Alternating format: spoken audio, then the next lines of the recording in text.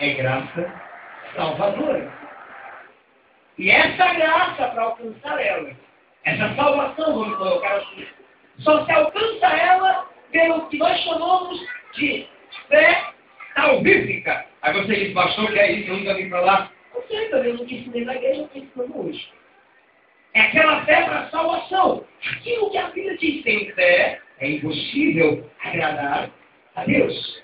Sem fé é impossível acreditar que eu terei salvação. Olha o que a Bíblia diz no livro de Romanos, capítulo de número 9. Meu Deus, deixa eu pegar número 9, verso 10. Diz assim: se com teu coração, é assim, crer para a justiça e com a boca confessar que Jesus é o Senhor, olha aí, será salvo.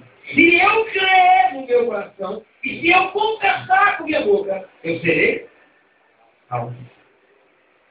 Paulo disse ao carcereiro, quando as cadeias se abriram, os presos ficaram a ponto de fugir, e Paulo e Silas, porque tinham louvado, tremeu tudo e abriu, o carcereiro de Roma puxou a espada para se degolar, e Paulo disse, calma, homem, o que eu vou fazer? Ele disse, creia no Senhor Jesus, e será salvo tu e a tua casa. Crer, acreditar. É preciso, essa é a graça salvadora. Jesus. E que mais, queridos? A Bíblia, livro de Romanos, eu sou muito assim, para lá.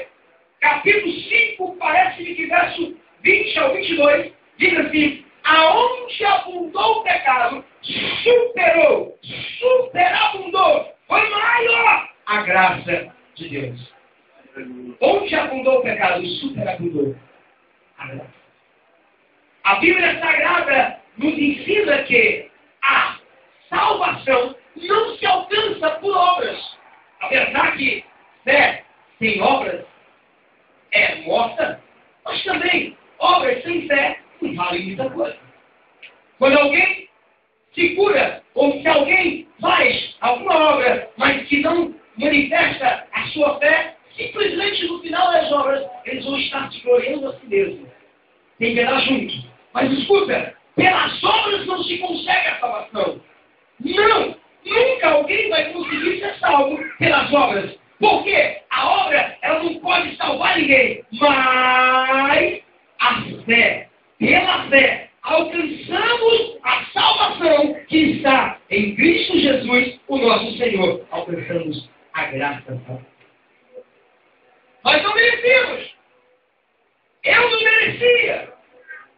Sabe, queridos, quando Deus, a Bíblia diz que Deus olhava a terra, ele não percebia nenhum justo, não havia alguém que ele pudesse depositar confiança, não havia alguém que ele pudesse acreditar. Por quê, pastor? Todos os homens pecaram, começando de Adão, e a Bíblia diz que o pecado passou de Adão e foi por todos os homens, todos eles erraram, até aqueles, já preguei isso na igreja uma vez, até aqueles que alguém poderia apostar e dizer, esse aí agora vai, esse aí vai dar certo, mas rapaz, esse aí foi levantado e é chamado segundo o coração de Deus. Parecia que Davi, que esse é o chamado segundo o coração de Deus, seria o homem que daria a salvação, mas de repente dá um vacilo, escorrega no tomate, cai, peca, manda matar alguém, ele é assassino intelectual, ele também é assassino que, além de que armar o assassinato, ele dá diretriz de como fazer, ele também faz parte do assassinato e depois cobiça a mulher do próximo, adultera, peca,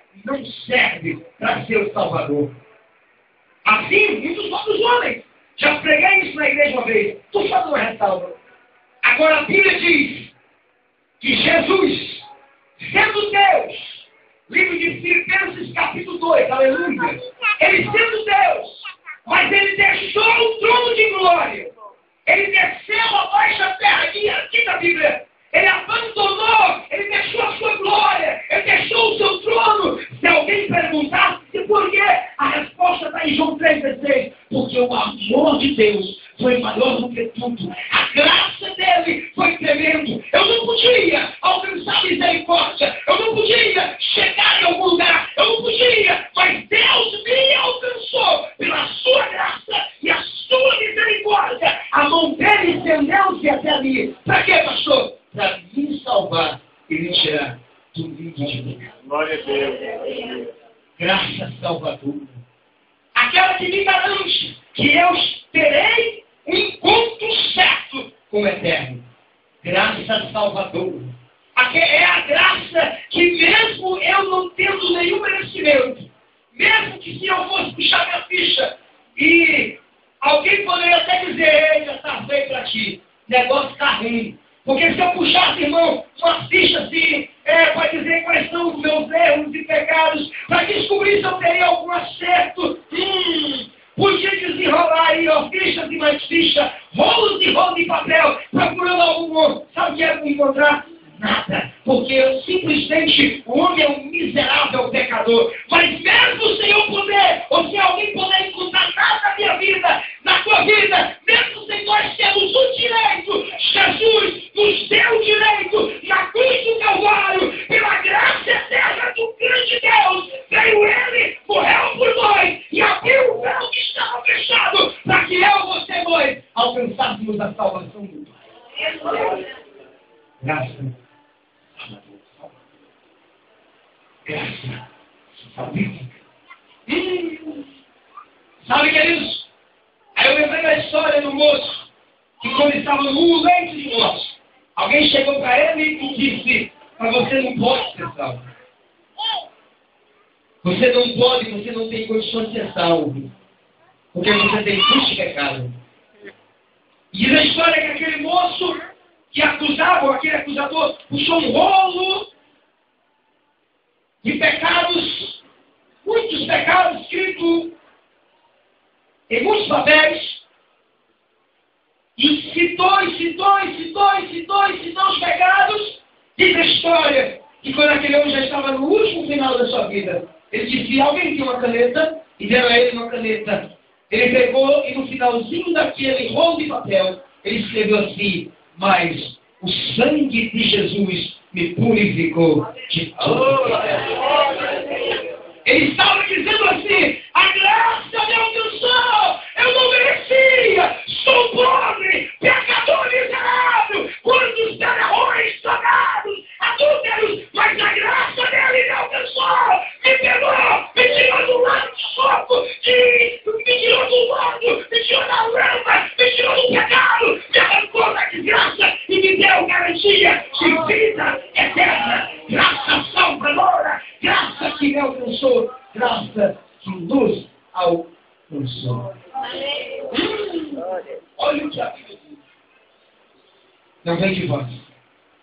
É dom de Deus. Pela graça sois salvos.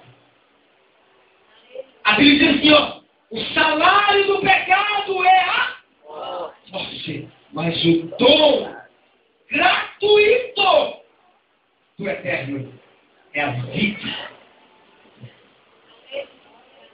Graça salvadora.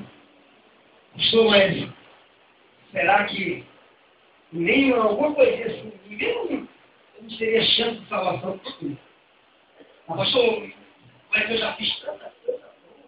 Quer dizer que só alcança salvação por causa de Jesus Cristo. Graça salvadora.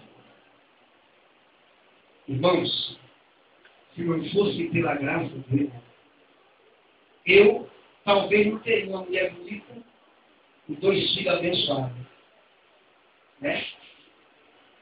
Talvez eu seria... Não, tenho certeza. Porque não ia nem se achar, né? Ainda bem que ela tem serviço assim. Eu só vi ela que ela estava na igreja. Eu estava na igreja também, né? Coloquei clima aí. Casamos.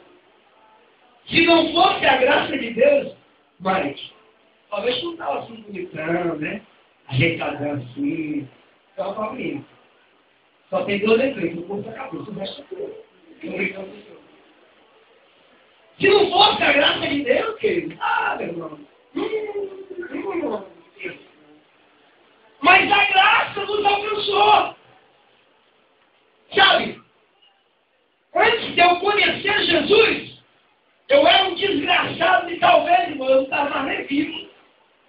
Se não fosse a graça dele. Olha, Eu gostava muito de assistir missa lá na igreja Perpétuo Socorro. Mas não é por causa do coitado velho do padre, não, coitado velho. Se ele soubesse que eu ia fazer, ele mandava até para a quadra. Era porque eu ia para lá, que eu tinha uma gangue, eu era misturado, a gente ficava. Aí eu ia para a igreja e botava uma faca aqui no colo, segurava aqui, sabe? E eu ia para a igreja. Porque lá, nós marcava com a outra gangue. O encontro era lá, depois da missa, o pau quebra. Ah, irmão, quando terminava a missa. Menino só via a gente, corre, pega no dedo, pega no dedo, pega no dedo. Eu pego lá, que ninguém toma que eu. Pega no dedo, pega no dedo, quando eu puxava a faca. Sabe?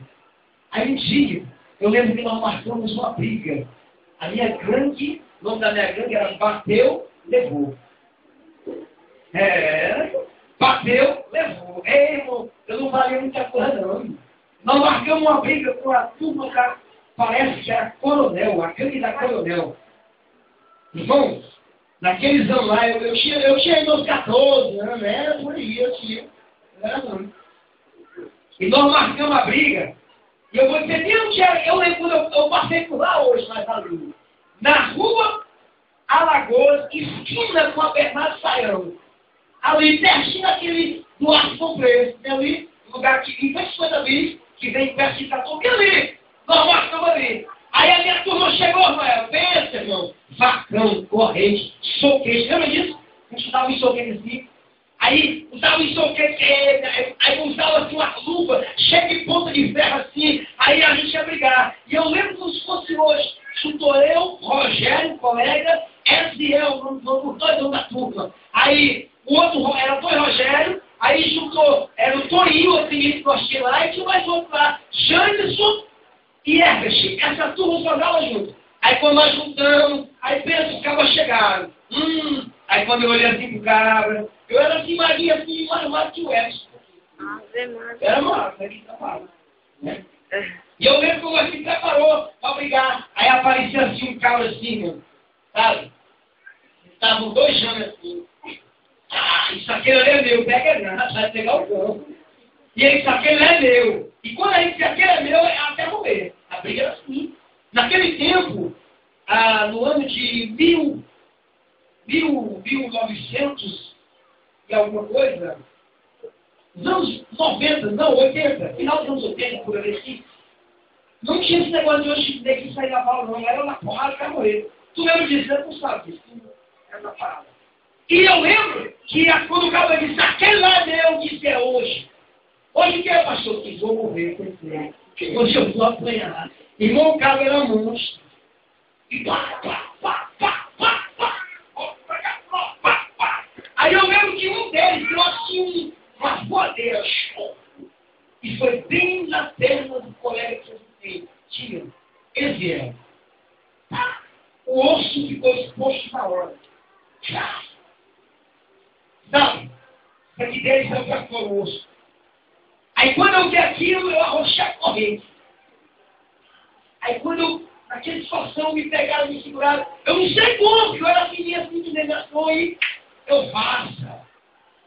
E o rapaz ficou no chão, e juntamos bem longe que nossa turma estava apanhando, porque ele vai resgatar dele. Aí quando eu estava no meio do caminho, me veio assim no coração, mas será que é isso que eu quero fazer? Naquele dia, a graça salvadora já estava me alcançando. O eterno Deus já estava me alcançando com a sua graça salvadora, perdoadora. Naquele dia. Porque quando eu vi aquela cena, a minha cabeça ficou perturbada. E a pergunta era, será que eu quero isso para mim? Rolando daquele dia, passou as gangues naquela época, a polícia bateu em cima, as gangues foram desfazendo, e eu sei que, eu já contei essa igreja uma vez, eu só repetir, eu sei que um bom tempo depois, eu estava dentro do clube dançando reggae. Eu já até cantei com os irmãos reggae para dançar, né? Eu lembro. E quando eu estava lá nas pedradas, a graça de Deus me alcançou. Lá dentro do grupo do papagaio, que hoje é assim no Brasil. Meu Deus. É por isso que eu digo, queridos, que quando a gente ora, as coisas acontecem. Nesse tempo tinha alguém orando por mim, aqui, ó. Meu avô, pai e avô era crente. E ele sabia que eu estava nessa história. Ele estava orando por mim, tá. A graça não alcançou, gente. Naquele dia, lá, que eu então, pensando reclamar. E o Espírito Santo foi direto no ouvido, ó. O machado está posto na arma para cortar aquilo que não dá fome.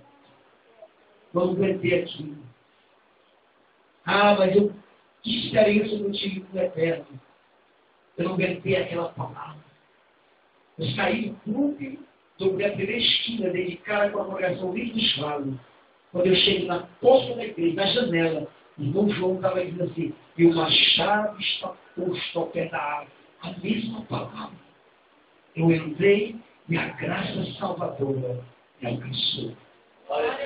Ah, se eu fosse dar ouvido ao que o diabo me disse, se eu fosse dar ouvido para o pecado, talvez ainda hoje, ou talvez eu nem existisse mais hoje, mas a graça de Deus, a graça salvadora, alcançou a minha vida, alcançou a tua vida, alcançou a sua vida. Graça de Deus, somente pela graça. Aleluia, a nós alcançamos salvação. Vou mudar aqui, senão eu fico nesse até 9 horas. Deixa eu mudar para o segundo tópico. Graça salvadora. Segundo, outro tipo de graça. Graça capacitadora. Essa graça aqui denomina como poder. Ah, queridos. Só recebe essa graça quem primeiro alcança a graça da salvação. Ou melhor, quem primeiro é alcançado pela graça da salvação. Pastor, o que é isso? A graça poder. Essa graça como poder. Essa graça como unção. Essa graça como vida. Essa graça como capacitação para vencer os dias maus. Essa graça só recebe ela quem tem a presença do Espírito Santo de Deus. Olha o que Paulo diz. Paulo, conversando com Deus em oração, Paulo diz, Senhor, aí ele contou uma revelação que ele teve. Que no céu, o homem foi no céu, se na carne, para a carne, não sei, mas para que não me exaltasse, caindo com ele, né? Para que não me exaltasse, colocou Deus, permitiu Deus um espinho na minha carne. Por muitas vezes eu orei ao Senhor, eu li o texto, nós temos o texto, e o Senhor me disse, somente a minha graça te basta. Deus está dizendo assim para Paulo, eu estou te capacitando para vencer os dias maus. Eu estou te dando poder para vencer as adversidades. Graça capacitadora, ela se refere, ou ela se denomina, ou vai a algumas situações. Primeiro, a graça capacitadora do Eterno, para que eu, você, nós, possamos fazer a obra do Deus tremendo. Pastor, mas é porque eu acho que eu não posso, eu acho que eu não consigo, eu acho, pastor, que a minha condição não é suficiente. Eu já preguei uma vez aqui, vou só repetir. Deus não gosta de usar quem é ocupado. Não, melhor, desocupado. Escuta, deixa eu corrigir. Deus não usa quem é desocupado. Não, para mim não chamar de vagabundo, viu? Deus não usa vagabundo, não. Deus só usa quem é ocupado. Meu pastor, porque eu não tenho tempo, pois Deus usa exatamente essa pessoa. Pastor, eu não sou capacitado, eu não tenho condições, eu não consigo. Deus escuta. Deus não usa capacitado. Esse daí para Deus não serve. Quando você vê alguém dizendo que pode isso, pode aquilo, esse aí está fora. Eu li uma frase no livro hoje que diz assim, proibida a entrada de pessoas perfeitas. O que é isso? Porque se é perfeito, então para que vem para os braços do Eterno? A Bíblia diz que ele vem para quem estava doente, não para quem estava sã. Escuta isso. Sabe o que eu estou dizendo para você? Que a graça capacitadora, ela vai exatamente na minha vida e na tua vida, que não tem capacidade de fazer nada, mas Deus vai te capacitar para tu fazer o melhor para Ele, aleluia. Essa é a graça capacitadora, aleluia. Mas pastor, é porque as adversidades têm me deixado numa situação e eu não posso superar. Pois é exatamente você que Deus quer pegar, que Deus quer usar, que Deus quer levantar, que Deus quer usar, que Deus quer fazer a diferença, que Deus quer mostrar para os homens que tu é diferente. Por quê? Porque tu não é capacitada, tu não é capacitado, querido, mas o Espírito de Deus capacita a tua vida e te enche de graça e poder. Graça capacitadora. Sabe, queridos, eu lendo a história bíblica, tem um homem por nome de Gideão. Já vou terminar com essa história. Gideão, ele era, a Bíblia diz, menor, da menor tribo, da menor família de Israel. Os midianitas tinham sitiado Israel, deixado uma situação triste. Viu? Que os filhos de Israel, eles não podiam sair para colher o trigo, malhar o trigo, para poder dar tirar os seus sustentos. Não podia. A história diz que quando os filhos de Israel estavam no lagar, melhor, na eira, malhando o trigo. O que é a eira, pastor? É como se fosse um piso desse aqui, ó. Assim, ó, durinho, e piso assim, de terra batida, bem durinho. Aí joga o trigo por cima e com um porrete malhava o trigo. Parecido com alguns irmãos faziam aí com arroz, né? Assim, com arroz, só que vai no pilão, né? Aí tirar a casa. Mais ou menos parecido com o trigo. Só que não dava, porque a eira ficava em locais abertos. E todas as vezes que os filhos de Israel terminavam de malhar o trigo, está tudo selecionado, bonitinho, organizado, vinham os midianitas, os inimigos, e tomavam tudo. Glória a Deus. Aleluia. Vamos lá. Então, está gravando tudo, irmão, para botar na internet. Não vai começar a brincadeira, né? Então, quando eles terminavam de malhar o trigo, chegavam os inimigos e diziam, é uma salva. Nosso trigo. Naquele tempo não era revólver, não tocar na espada. Nosso trigo. E eles tinham que passar por isso. Aí, Gideão teve uma ideia. Eles tinham um lagar. O lagar é como se fosse uma bacia. Não era, ainda hoje. É uma bacia grande, onde colocava uva, para malhar uva. E o lagar dava para ficar escondido. Agora pense, o trigo tinha que ser malhado na porrada. A uva, botava na bacia aí, e a pisada ainda deve ter visto aí no sul, fazendo isso ainda, nas culturas. E foi que Gideão pegou o trigo, colocou no lagar, onde era para amassar a uva, amassava com os pés, e com toda dificuldade, ele estava malhando o trigo, no lagar, perto do rio. É igual a gente lavar roupa dentro do banheiro, é cunhado, né? Eu digo assim que eu já morei sozinho, eu lavava roupa dentro do banheiro, mas é ruim. É caro, pois é. Eu não faço essa brincadeira. A Bíblia diz que o Senhor apareceu, o anjo do Senhor disse, Gideão, você foi usar. Eu não. Eu vou usar você. Eu quero você. Aí ele diz assim, como posso ser eu? O menor, da menor tribo, da menor família, o menor da minha família, não pode ser. Não é você que eu quero, não pode ser não. Como é que pode ser eu, se eu estou nessa situação? A Bíblia diz que o anjo do Senhor disse a Gideão, é você que eu vou usar, faz prova de mim. Ele fez prova, outro jogo quando está alguém na canada.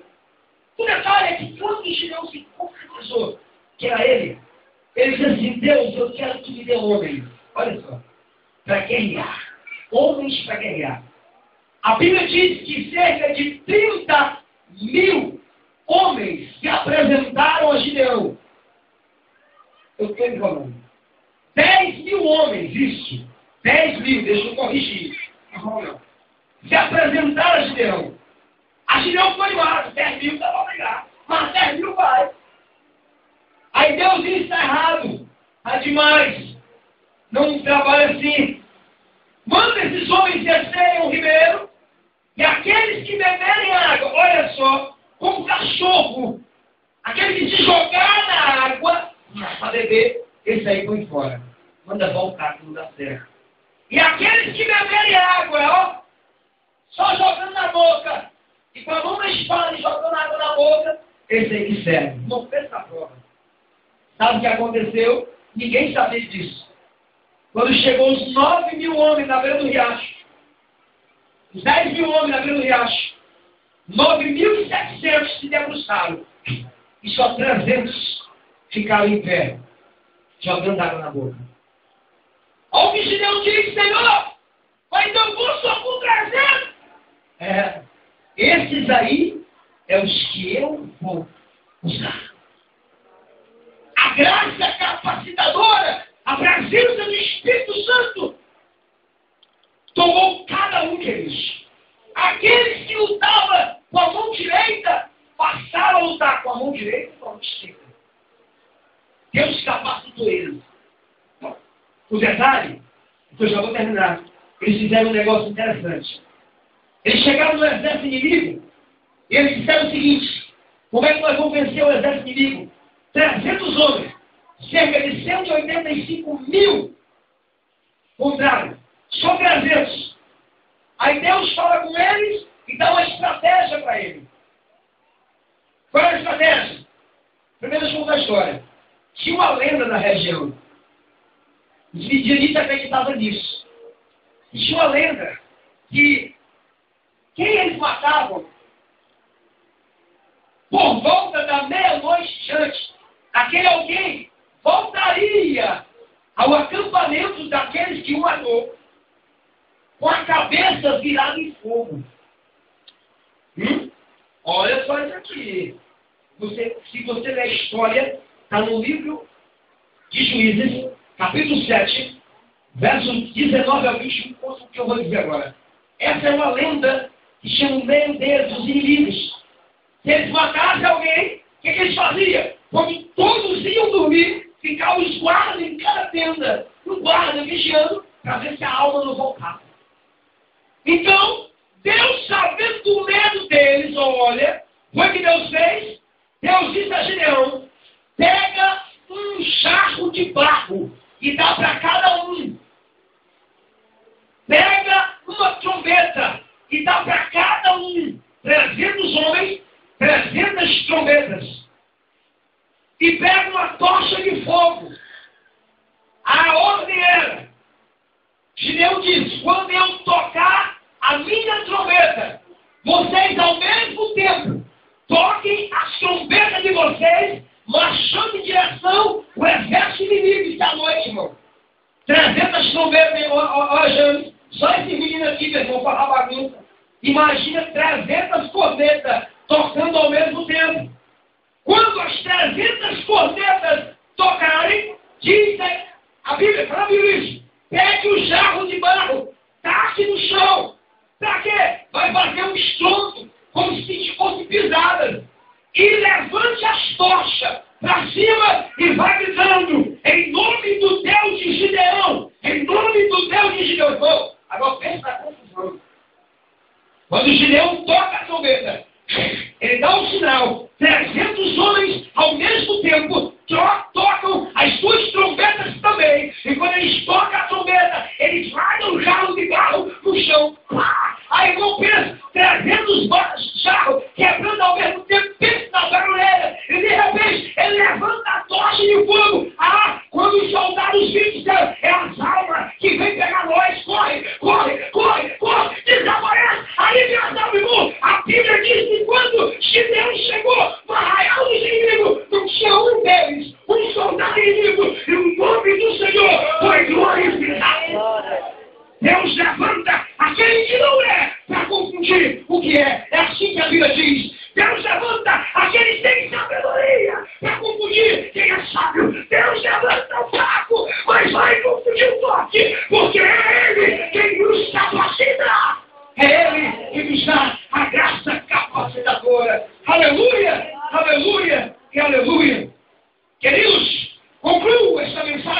aqui. Na tua vida, tem um Deus que te capacita todo dia. Se está precisando quebrar o vaso, quebre. Faça você. Se precisa se aquebrantar, se aquebrante. Se está precisando fazer barulho, é hora de levantar clamor pela tua casa, pelos teus filhos, pela tua vida, pela tua saúde. Faça barulho. Se está precisando da presença de Deus, então comece a clamar, porque o fogo do Espírito Santo vai estar envolvendo você. É graça capacitadora na minha vida e na tua vida, e a presença dele é real em nós. Queridos, para concluir, lembre disso. Na tua vida tem a presença do Espírito de Deus, que é o que nos dá, quem nos capacita. Somente a graça dele. Eu costumo dizer isso, eu vou só repetir. Não pense que você é o menor de ninguém. Não pense que você é o pó da chinela de alguém. Não. Você é um capacitado e uma capacitada pelo eterno Deus. Vamos dizer amém? Glória a Deus. Eu quero orar com você nesta hora. Você pode ficar vendo?